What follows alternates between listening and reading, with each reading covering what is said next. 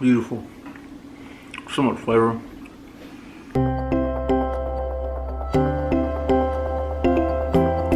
Hey friends, this is Angela from Art of Creation Homestead again. And you are in the kitchen with me, as usual. And today, I'm fixing a meal that is entirely from our pantry and our freezer. And it's going to be a delicious stuffed pepper soup. So in this pot, we have 1 pound of ground beef, and we have about a ½ pound of sausage. You can use Italian sausage, you can use just regular sausage. I'm just using regular sausage today because that's what I had on hand. And I just seasoned it up with some simple salt and pepper. And now, as you can see, it's pretty much done. So now, you will want to drain off that fat. You want to get rid of that fat. Well, at least most of it. Now we've drained off the majority of our fat. I left just a little behind that will help things move up a little bit better. Now to this, we are going to add, this is 4 humongous cloves of minced garlic. And you want to just mash that in. I'm using a mix and chop. See, looks like a medieval torture device, but it works great for mincing up meat. And I'm going to stir all that garlic in. And the minute that garlic hits the pan, oh man, it smells so good. This is going to be phenomenal. Okay. Now once that garlic starts sizzling and getting all nice and good, now we're going to add the star of the show, which is the peppers. You want the equivalent of probably about 3 peppers. I'm adding half green bells and about half red bells. But you can use any combination of peppers that you like. Just as long as it's the equivalent of 3 peppers. And you have to remember, if you add red, orange, or yellow peppers, you're going to get a sweeter end product because those are sweeter peppers. You add more green bells, you're going to get a more savory end product. But either way, you want about 3 peppers in this because, I mean, after all, it is stuffed pepper soup. It is the star of the show. So, now you want to saute that up until your garlic and your peppers are pretty well on their way to being cooked really well. Normally, I would have some homegrown onions to throw into this. I don't have any homegrown onions. We used them all. So, and I don't have any from the store right now. So I'm using about 3/4 of a teaspoon of onion powder. If you have an onion on hand, throw in an onion. If not, just use the onion powder. As long as it gives it some onion flavor, we're good. Now we are going to season this bad boy up a little more with some more salt and pepper. Always season as you go, because each ingredient did not come seasoned. Those peppers did not come seasoned in our garden. Those peppers were from our garden this year. You've probably seen our video on how we freeze these peppers. And now I'm going to add about it's probably about 2 good teaspoons of Italian seasoning. You want this heavily seasoned up, and as you can see, I'm rubbing it between my hands. That opens up the dry spices. You always want to do that with dry spices. You want to rub it between your hands.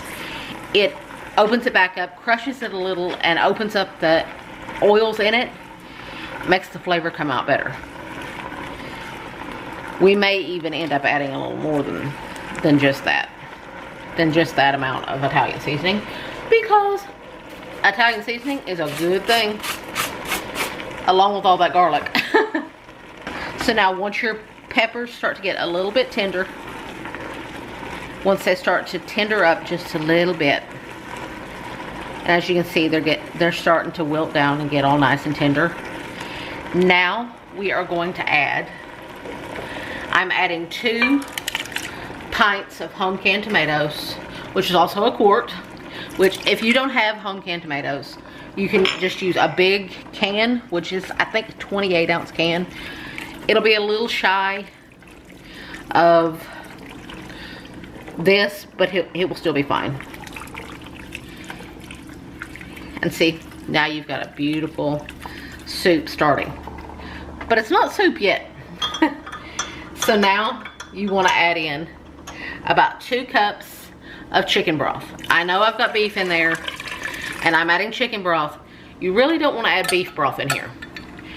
Beef broth is a little stronger flavored and it will have a tendency to overpower the other flavors in the meal. And you really don't want those flavors overpowered. You really want them, each ingredient, to stand out and make for a delicious meal. So now you want to bring this to a nice bubble. And once it's come to a nice bubble, you want to reduce it down. This is on about medium-high heat right now. Bring it to a boil, to a nice bubble over medium-high heat. Then once you've got a nice bubble, you want to turn it back to a simmer at about medium-low, or even lower than that. And then you want to put a lid on it and let it simmer, slowly simmer, so that the flavors marry together for about 30 minutes. So once this comes to a boil, I'm going to go out, take care of the chickens, and do our night chores. And when I come back in, it should be ready for the next step. Now I'll bring you back here when it's ready for the next step. Our soup has been simmering, and as you can see, it looks wonderful, and the whole house smells wonderful. So now, at this point, you have a choice. You can add rice, or you can do what I'm gonna do. I'm adding orzo. And for those of you who don't know what orzo is, as you can see, it's a very small rice-shaped pasta. It cooks faster than rice, and it goes really well in this soup. So I'm gonna add about a cup of orzo. Probably about 3/4 of a cup to a cup. It depends on how thick you want it. I want this to be somewhere between a soup and a stew. So it's okay to add a little bit more orzo to make it a little thicker. And you can add a little more orzo than you would rice, because orzo's not near as starchy as rice.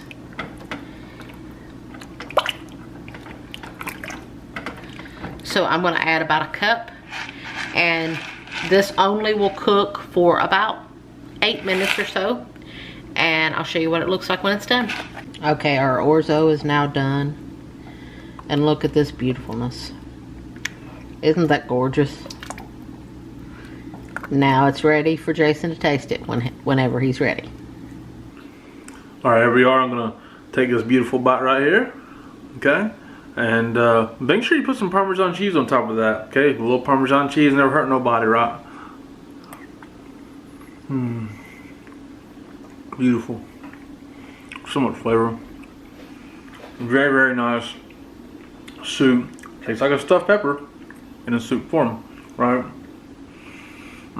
It's a great way, really is a great way to use a lot of peppers that you may have chopped and frozen, and the nice comforting meal on a cold fall winter day, right? So thank you guys so much for watching. We do appreciate it.